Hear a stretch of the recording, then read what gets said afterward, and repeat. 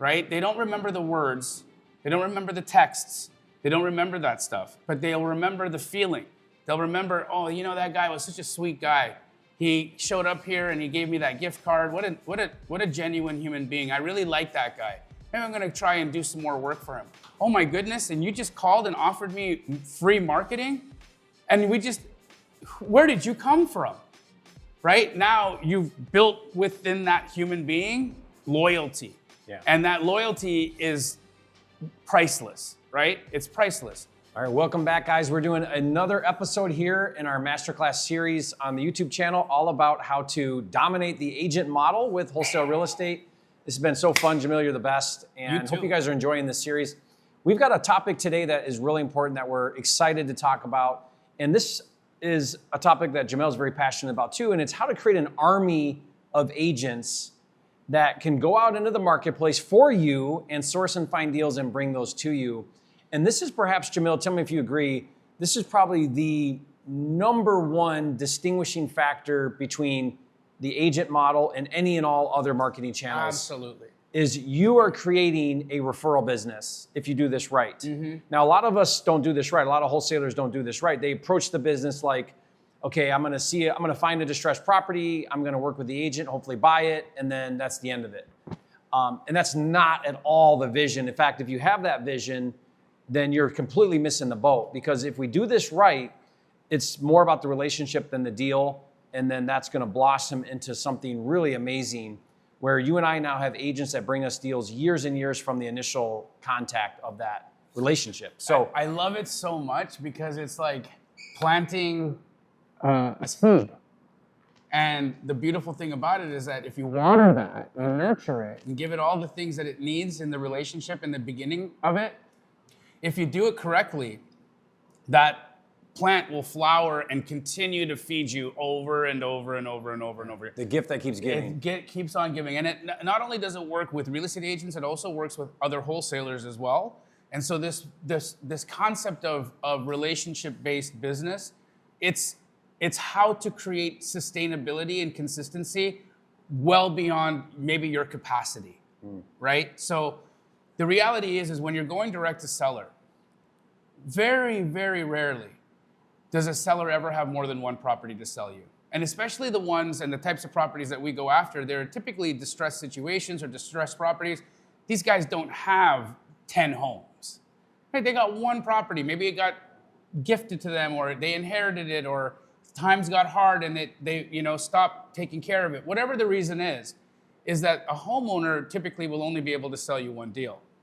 Now, a real estate agent, if done correctly, you can do business with for as long as they're in the game. So I want to show you guys what I mean here. We're gonna do some whiteboard action. Yeah, so if you take a look at this,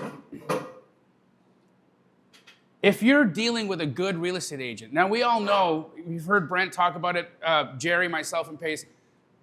Typically, in order to create an opportunity for a deal, if you're going direct to seller, you gotta talk to at least 50 homeowners a day. That's about as much as we can accomplish in 8 hours, right? 50 full-out conversations.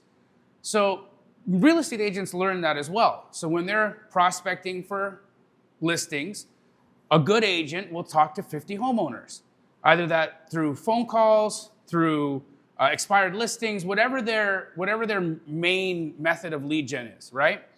Well, what if you talk to 50 agents who each talk to 50 people a day, right? Now your effective contacts per day to the homeowner is 2,500. That's efficiency, right? So rather than just going, oh, I'm going to talk to 50 homeowners today and get one deal in the week, changing who it is we talk to creates the compound effect. And like compound interest, it continues to build and build and build and build until it just becomes exponential. That's how Keegley was formed, was creating the relationship game, creating the relationship-based business model so that we don't have to continue spending the money to bring in the opportunity. The customer acquisition cost dramatically decreases. So how do you do it, right? I'm sure, who's done a deal with a realtor here? Okay, Who's done more than one deal with the same realtor in here? Okay. Who's done more than 5 deals with the same realtor in here? Okay. So how do we change that? It's by the depth of the relationship. So what we really need to understand is how do we increase the depth of relationship with our agents? So Jerry, what are some of the things that you're doing with realtors to increase the depth of relationship you have with them? So this is a fascinating conversation because if you think about it, like Chaim, how do you get that agent who you've already transacted with to not just call you when they happenstance come across another distressed listing, but rather how do you get them to actively market distressed listings? That's what we're really after, because maybe in their regular real estate business, they're going to come across distress 1 out of 50 or 1 out of 100 or whatever it might be. So maybe next year they'll call you or, something like that. What if though they intentionally were looking for and marketing and going on appointment for distressed real estate? How do we create that? Because now they're going to turn that into their bread and butter. And the only way that becomes their bread and butter is if they know that by transacting with you, it's going to be 3 times as lucrative as any other retail listing. And so that's what we're trying to create. And how do we create that? So here's what I've been doing lately, and it's working just beautifully, is because of the new changes in the laws with how buyer's agents handle commission, everything's now up for grabs. Everything's negotiable. It's a conversation that has to be had every single time. Before, it used to be just standard, seller paid it, 2.5% to 3%. It's not really a conversation, and that's the end of it. So now we get to say every time we talk to an agent, hey, I'm unrepresented. How do you want to handle this? You want me to pay it? You want the seller to pay it? Do you want to waive it? How much do we want it to be? It's all just open now for conversation. So what I'm doing is I'm taking my agents that I either cold call or I call on a listing. And I like to call that like a sniper approach if it's a listed property, or a shotgun approach if I'm just doing outreach. But in every single one of those conversations, what I'm doing, Jamil, is I'm saying to them, hey, the next time you go on appointment or the next time you see distress, tell that seller that you have an investor that would like to offer cash. And let's see if they, so I'm coaching them, right? Tell your seller, hey, why don't we entertain a cash offer? Why don't we see what it looks like? If we like it, great. If not, we'll go list it like we're planning on doing. And then I tell that agent, look, we can build in as big a commission as you want. We have that flexibility. And so what I'm doing to just kind of give them an idea is I'm telling them, I can pay 10%. And the seller pays nothing. I'll pay the whole thing and I'll make it 10%. Imagine this, guys. Now I have to tell them, I say, okay, what that means, it means if the most I want to pay is 100, we have to offer 90 so that I can pay you 10. But as long as the seller's okay with that and it makes sense and it fits all the boxes, like it's convenient, it's cash, it's as is, it's close quick, all the things that are meaningful, post-occupancy, whatever, as long as that offer can fit with the seller and they like that, then you tell that seller, I've got a cash buyer, he can come in here and give us that offer. And guess what, seller? You don't have to pay a dime. My investor takes care of me. Now they don't have to disclose how much they're making. There's no conflict of interest of, okay, well, you're going to pay me and they're going to pay me, or you need to pay all of it. And now it feels kind of weird because I'm asking for you to pay the buyer side too. Like we had to deal with all that before. Yep. Now we can eliminate all of that. And I'll give you guys an example of this. I just did a flip. It was an $800,000 fix and flip. And my listing agent, I worked out like a discount on the listing. And then on the buy side, she brought a buyer and I liked the offer. And so I asked her, I said, how are we handling commission?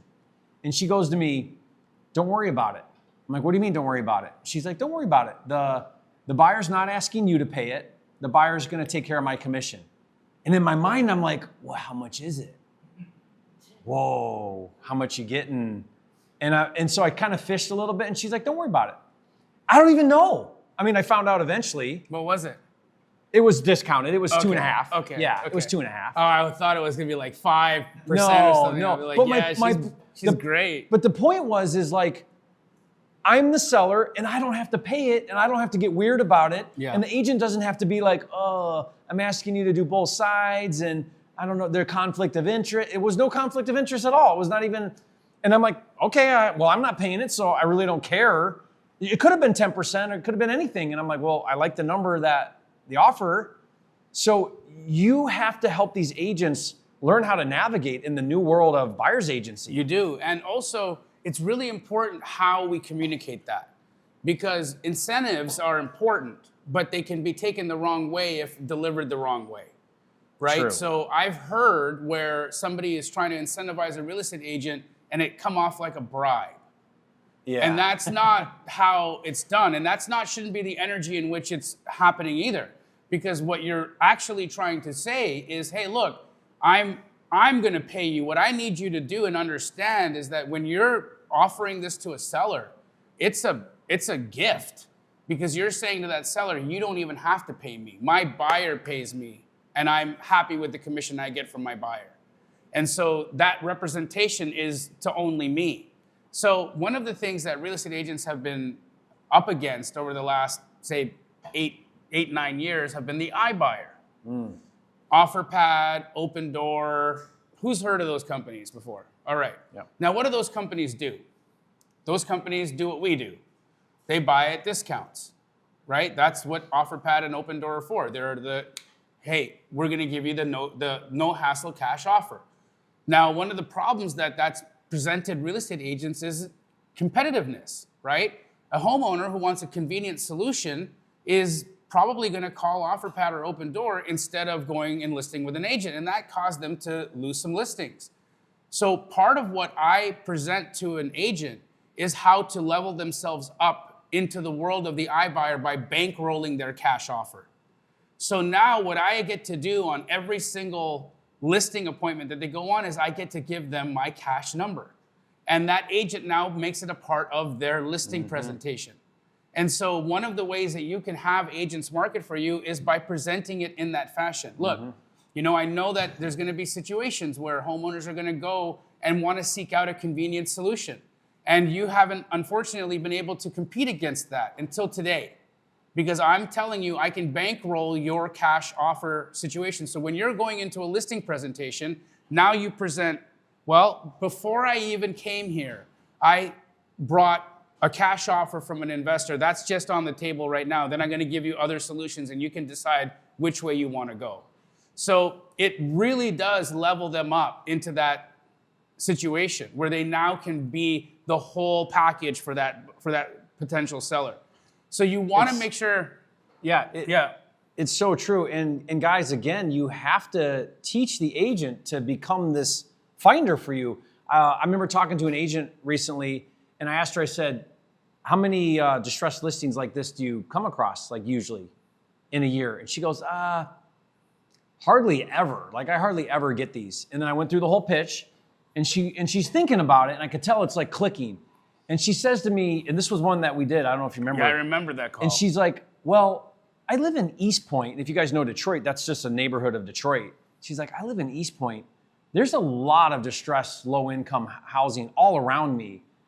I could actually target this type of inventory. I could actually intentionally go on appointments that I normally just won't go on appointment. Like, oh, it's in that zip code, or oh, it's in that area. That's probably not something I want to take on, because I know there's a high likelihood that it's going to be a home that needs work. Right. And now she's like, oh my gosh, I'm gonna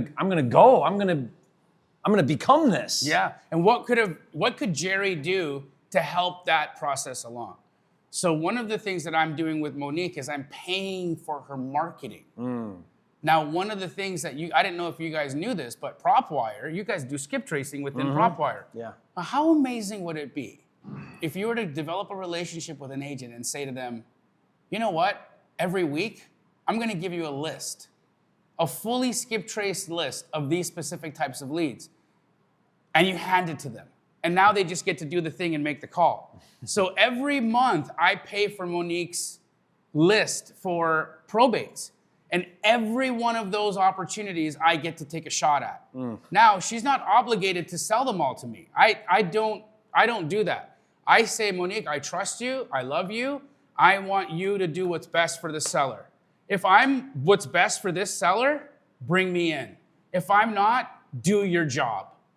And that is how you should be presenting this, so that they feel ethically good about what you're presenting. But it's no, it doesn't cost you anything to pull the list off, just the membership, but you pull the list off of PropWire. You're talking a couple $100. Couple $100 for and 10,000 skip trace numbers. Think about that. It's if crazy. you were to deliver that list to 10 different agents, how much opportunity would you have created for yourself? Because a lot of them just don't know where to find this stuff.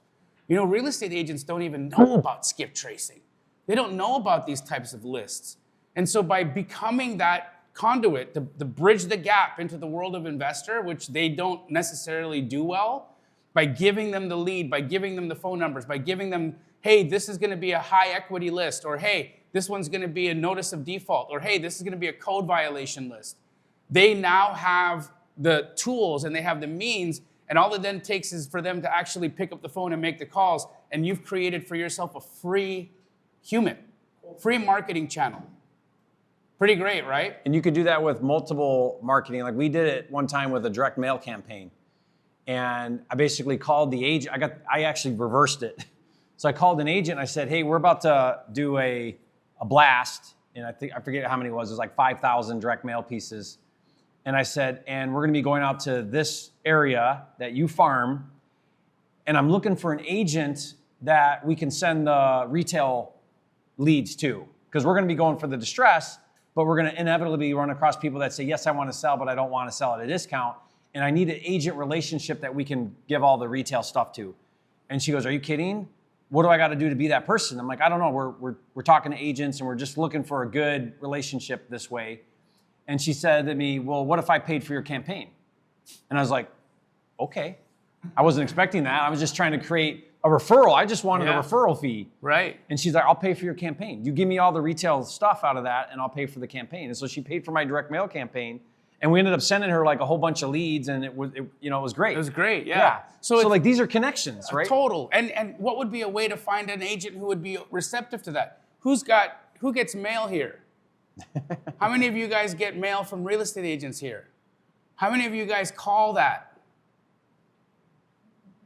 Right? That's a hungry agent. Yeah, they're spending money. They're spending money.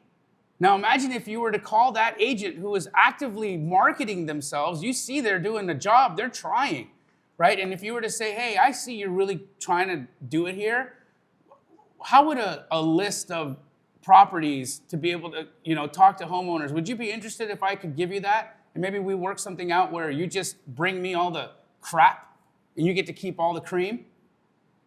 Who's gonna say no to that? Yeah.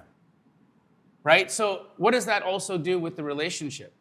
That increases the depth of the relationship. So how many of us are scoring or keeping track of what we're doing in our relationships with our agents in here?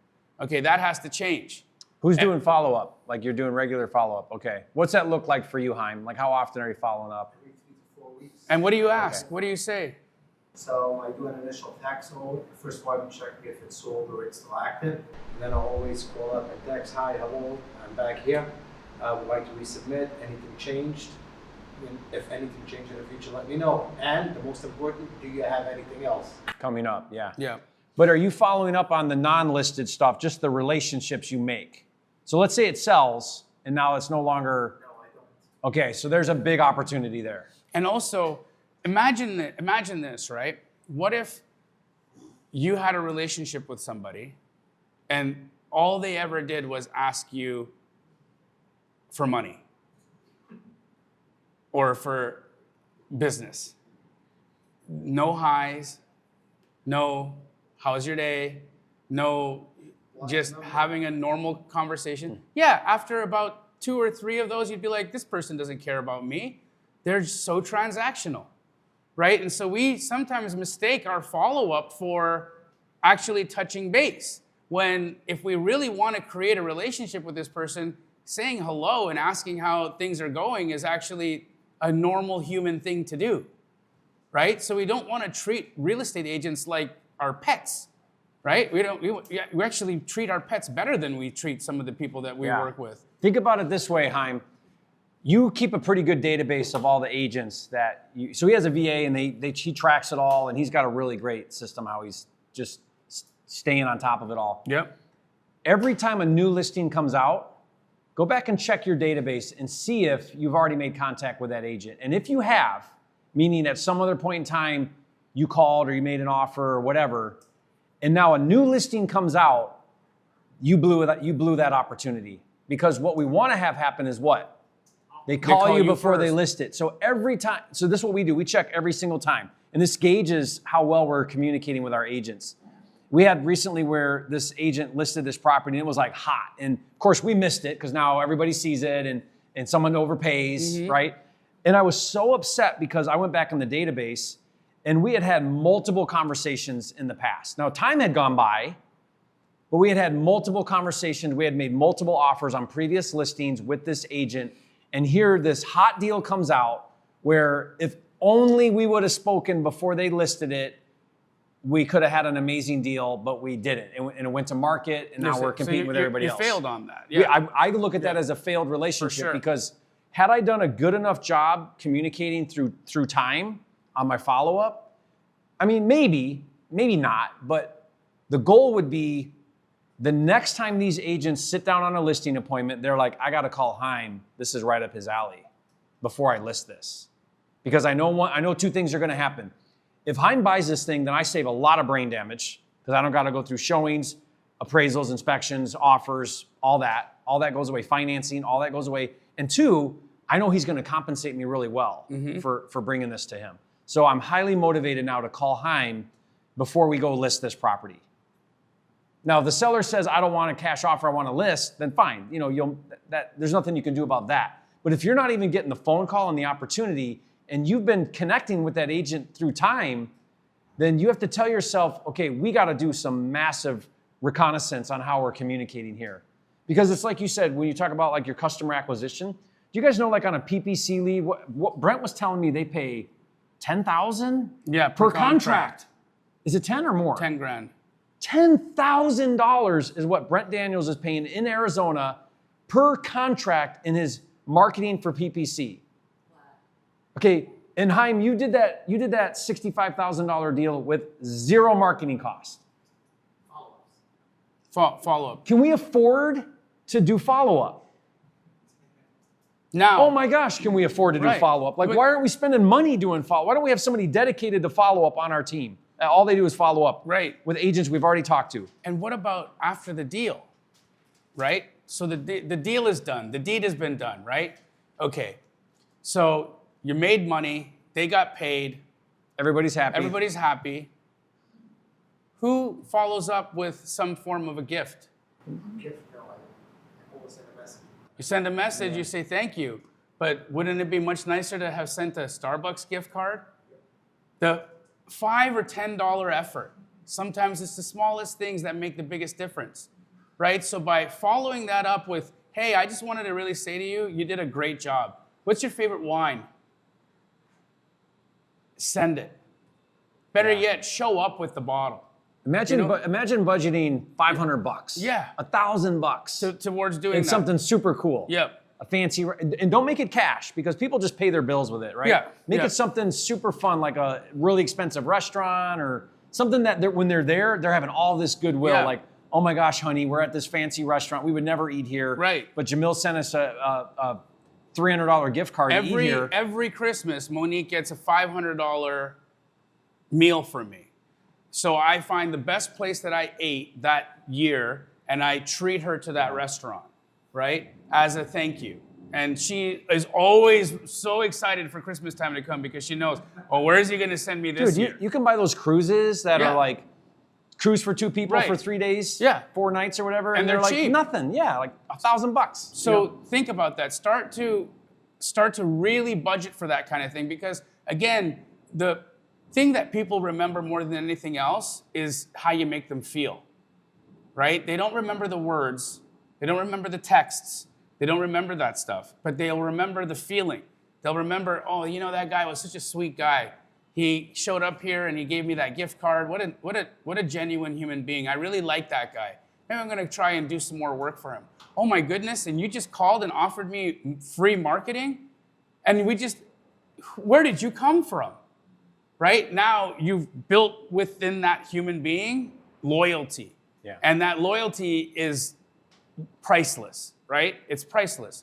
So scoring and maintaining that relationship, and and look at it from the perspective of, am I doing a good enough job here, right? So everybody that, from the initial contact to after the deal is done, what are the things that you're doing to progress the relationship? And think about it in the way that you would a friend. What are the things that you do to maintain a friendship, right? What are some of the things that you do? You call, you say text, happy birthday, you send them pictures. you send pictures, Yeah. you send funny memes, Yeah. you just, like we have a group chat between Pace, Brent, and Jerry and myself, and we just send funny stuff in there all the time. I send them pictures of dead iguanas that I shoot. Yeah. I send them pictures of garbage. You do. I do, and just for jokes, but it's how we all touch base with each other, right? Pace will send me pictures of Corbin, my goddaughter, because it's just how he doesn't need to say anything. He could just send me a picture of the kid, and it brightens up my day, right? Even you, if you're in a fun place and you've got, say, 30 agents that you've developed a relationship with, why not send that picture to 30 agents of you in a fun place? Say, hey, at Disneyland today, but just wanted to say hello. We're having so much fun here, and I get to do this with my family because of you. Yeah. Right? The way you take this to a multi-million-dollar business with agents is post phone call, post transaction. It's all about the relationship, and that relationship takes time and effort and consistency to cultivate. Always. And you got to nurture it. And what does that mean? It needs food and sunshine, right? So we feed them and we give them light. And light is the joy. Those like moments of like, hey, you're awesome. Hey, just wanted to brighten up your day. And then you feed them as well, right? By doing deals with them. And when there's an opportunity to pay them more, pay them more. Pay them more. It's always a great thing to do, right? Because then now they're like, this guy really cares about my bottom line as well. So remember that. How do you feed a plant? Food and sunshine, right? That's exactly how you do with a real estate agent. Feed them and give them light. And that relationship will continue to deepen day after day, transaction after transaction. Yeah. Awesome. Well, guys, before we cut this, questions, feedback on this. Takeaways. There's a lot. A lot there? Yeah, Scott. I was just gonna say like cadences, as far as like text call. Yeah. 'Cause, like I like to how I forgot who it is, kind of like they tier, the agent relationships, but just knowing who you should like call more often than text. Obviously, people that have brought you deals, but even people that like come across it more often, like how often should you text or call rather than text? Just because it's more meaningful, probably getting on the phone with them. But obviously, And it also depends on the person. There's some people who just don't really like talking on the phone. Like how many of us prefer text over a phone call in here? Me. Right? Yeah. Okay. So if somebody calls you, are you like, oh, it's almost a little intrusive, right? When you're a texter, they don't like a phone call. So it's important for you to gauge that. Ask the question. Hey, what's your preferred method of me communicating with you? Would you prefer I text you or call you? And if they're a meat and potatoes kind of person, they'll say, I appreciate a phone call. Then mark that by their name, right? And then call that one. Don't text that one, but ask the question because you don't know. You can't read anybody's mind, right? So once you've determined what it is, mark it, tag it, and then follow up and do it that way, right? And say, hey, just checking in. Now, one of the things that I think is good topics, right? So like, how do you communicate with an agent without weirding them out? Because you can also be weird, right? Like we can't, if it doesn't feel genuine, then it's not going to be received genuine, right? So what are some of the topics that we can talk about with our real estate agents? Well, one of the things is the economy, the market. What are they seeing? Asking their opinion. When you ask somebody's opinion, what are you immediately saying to them? You value their perspective, right? So one of the things that we'll do with like our repeat agents is to find ways to really connect with them. What we'll do is we'll take their website or wherever you can see what they're doing, and then we'll watch their activity and we'll see, okay, they got all these retail listings and oh, that one sold. And so then it's an excuse to just congratulate them. So then we'll send a text or a phone call and we'll say, hey, I just saw you closed on 123 Main Street. congratulations, that's awesome, way to go.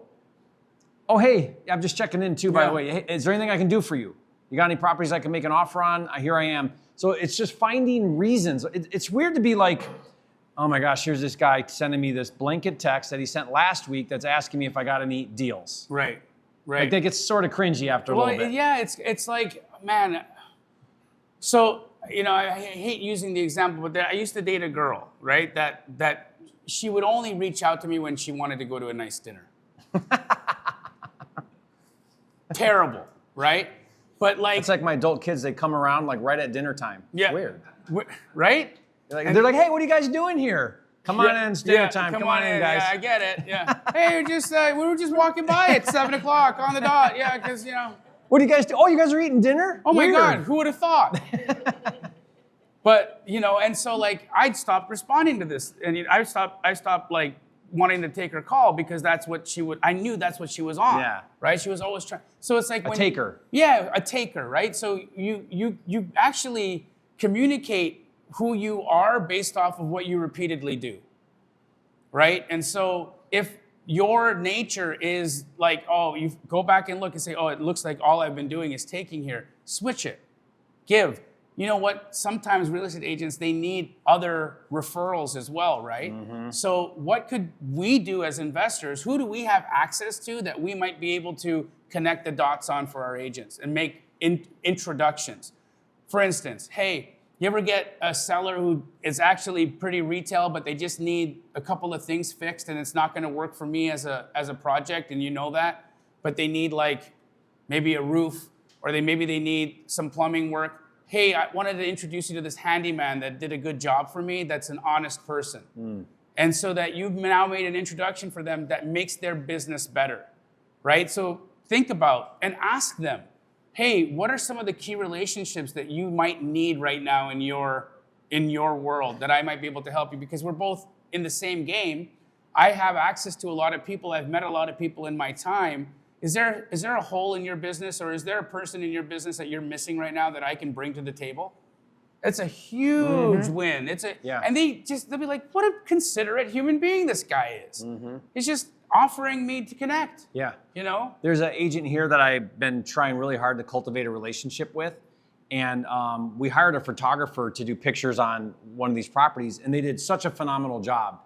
And so I'm always just looking for excuses to reach out to this other agent. So I reached out and I said, hey, just hired so-and-so for my photography. They did a fantastic job. I don't know if you're looking for somebody, but they were awesome, and here's their referral. And it was just like, I'm trying to give you something, but I'm trying to come up with a reason for us to talk about. And how was it received? She was like, thank you, that's awesome. Yeah. I'd love to try them out. Yeah. They're always looking for good photographers. Of course they are. So things like that just go so far. They really do. And the more that you do that, the more that you are showing that to the agent, the more they're going to remember you. And then it actually makes us have to work less, right? Because you want to know one thing that I don't have to do with Monique Walker? Follow up. Not anymore. I don't need to follow up there. Not anymore. I get a text from her every single day, multiple, and we don't even say good morning. How you doing? Nothing. Now it's just address, price. Address, price. Address, price. It's beautiful. It's a conveyor belt, right? Now, imagine 30 of that. What happens to your business then? It's on autopilot. And you can actually remove yourself. So one of the things I had a hard time with was when I wanted to go on vacation, there was a vacuum, right? Because Monique wanted to get the numbers. She needed the buy prices so that she could give the cash solution when she did her listing appointment. And so I always tried to introduce her to somebody on my team, and she would never have it. She was like, no, I speak to you or I speak to no one, right? So what did I do? I said, okay, here, I'm going to chaperone it. So I instead did a group chat with her where I was in there, and then I said, I'm going to be checking over every number, Monique. Don't you worry about it, right? And I did. I did check up on it. And eventually she was like, I'm cool with Zach. So actually, sometimes I think he gives a higher number than you do.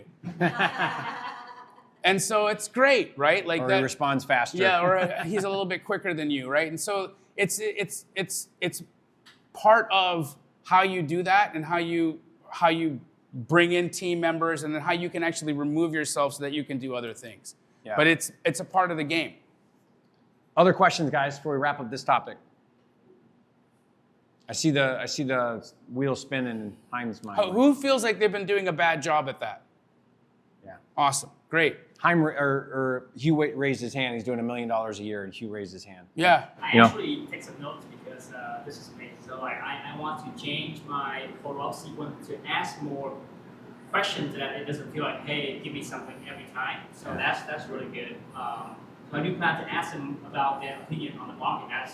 I think everybody loves to be raising the voice, loves to share. So like if we ask them for their opinion, they feel evaluated and they feel like they can contribute to us as well, so that they just feel like we honor their opinion. And then the second thing I wrote down is I because of my business, I have a lot of connection with contractors, inspectors, investor-friendly lenders. So I might just say, hey, you need help with any of that. I have the resources for you. So I'll implement those two.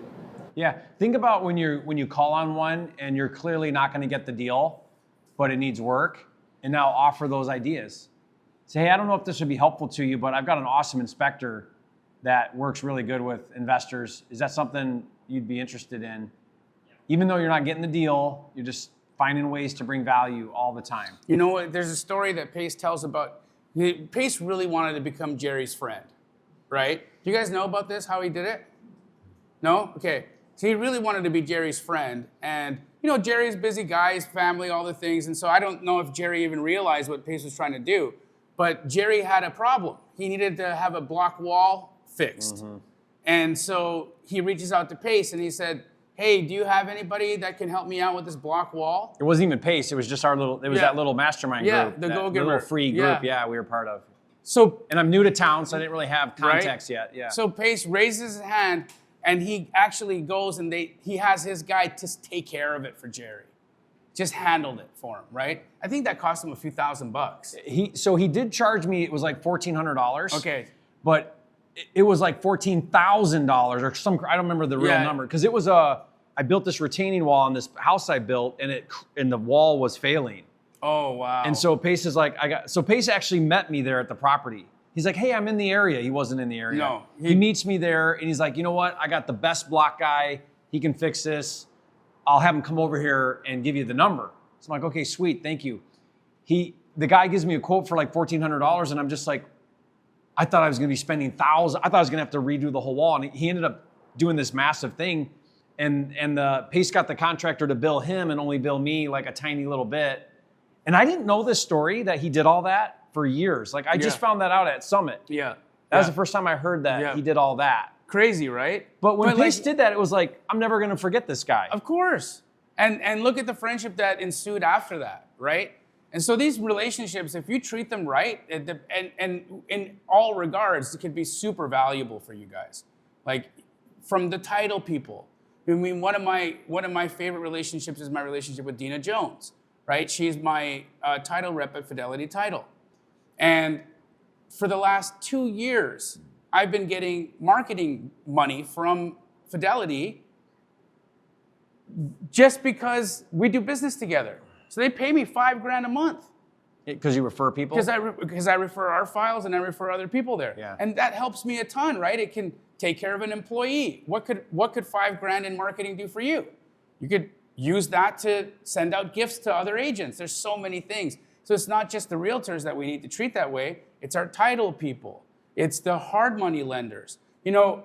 Hard money lenders, they'll actually pay you if you have an email blast, right? Who has an email blast here that they send their properties out on? How many people are on your list? Like 5,000.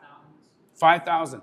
Okay, do you know how 5,000 active, hungry buyers looking for real estate deals? Do you know how valuable that is to a hard money lender? Huge. Do you think that a hard money lender has access to deals? Do you think a hard money lender has access to JV wholesalers for you?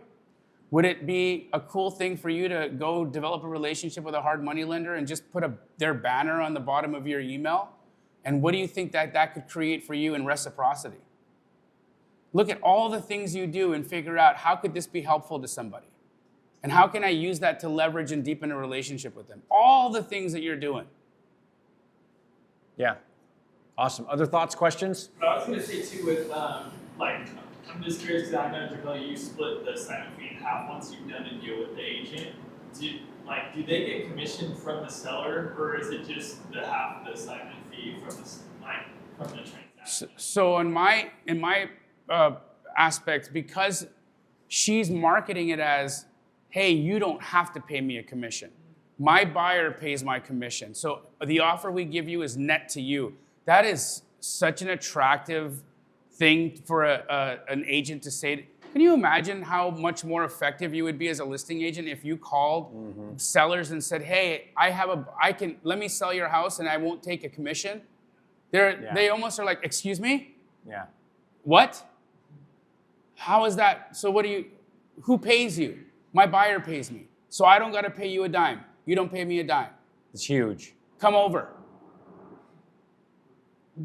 How many more listings could your army of agents get because they're making that presentation where they can offer a homeowner a sale without having paid a commission? Now you've just made that agent how much more effective in their own marketing, right? So you have to feed them the idea because they're not going to come up with that on their own. You've got to come up with that for them and say, hey, look, one of the things that I've seen that's really effective for real estate agents is offering homeowners the opportunity to sell the house without having to pay them. And then the agent will say, well, I'm not going to work for free. No, honey, you don't work for free. If I buy the house, I pay you. And I pay you way more than 6%. Yeah. Oh. Yeah. Yep. Yep. Awesome. Okay. Great. Well, this was a fantastic topic. Yeah. I think we nailed it really good. Appreciate you guys. Leave a comment if you have any questions, and we'll see you guys on the next video. Peace.